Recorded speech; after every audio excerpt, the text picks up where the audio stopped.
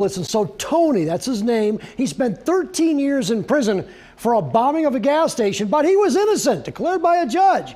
He did get released, but because Tony was not a citizen, he could be deported back to his home country of Iraq. He was here when he was 6 years old.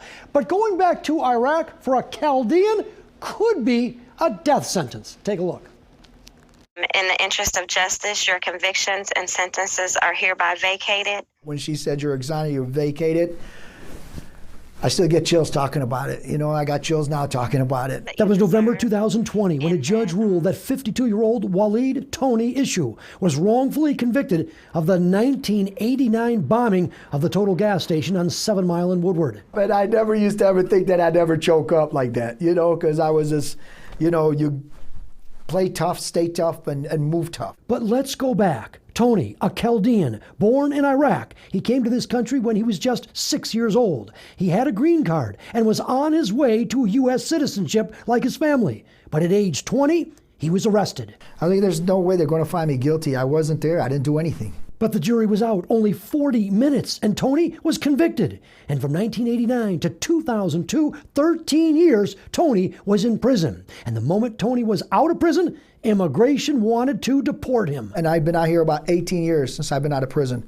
And I followed everything that immigration wanted of me. Everything. But if Tony is deported to Iraq, he likely would die. There's persecution for the Chaldeans in Iraq at this point in time, and he's marked. He has Christian tattoos. It's not something that he can hide. Marvy met Tony at a prayer meeting just 2 years ago. If he did not commit this, he didn't commit this crime. Right. Would he have been a citizen today? Yes. Marvy was then on a mission to get Tony exonerated, which happened, but not citizenship. Citizenship was halted because the U.S. government, as a result of his wrongful conviction, took away his green card, thereby taking away his right to become a citizen. If the judge says, you, Tony Isho, are exonerated, there should be a button when she pushes that goes to every entity of the government. Because we can't keep failing people. He doesn't want to go and die. He wants to have a family. That's the American dream. Charlie Langton, Fox 2 News. So there are two problems here. First of all, there is an order out there right now from immigration basically saying that he should be deported. Now, he's fighting that, and it is on appeal. And there's actually an agreement between the immigration and Tony's lawyer to have him stay in this country because he's innocent. But it's getting tied up in Washington. First problem. Second problem, he was on a green card when he was wrongfully convicted in 1989. Usually 5 years, and after 5 years on a green card, pretty much you become a citizen. Well, had he not been wrongfully convicted, Tony would likely be a citizen today. But immigration says you've got to start all over, which would mean another 5-year wait. Tony can't cut a break here. That's what's going on right now.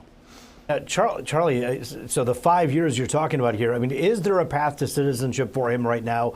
Is it feasible? Is there any way? After all, he was on his way anyways. He was on his way anyway, wrongfully convicted. The path to citizenship really should be going back to 1989 and start the 5 years from 89. Clearly, he would have met that requirement. And then he'd only have to take a test and he could be a citizen. He's working now with members of, actually he's going to try to reach out to Congress and other members to see if there's any way that he can speed up the citizenship. Remember, Tony is innocent.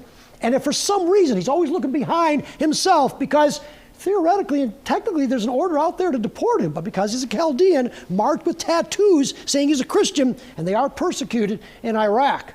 The criminal people already. Tony is not a criminal. It's a good case and it needs follow-up. Yeah, certainly it's going to get a lot of attention, especially after this report. Charlie Langton for us live. Thank you. Thanks, Rube.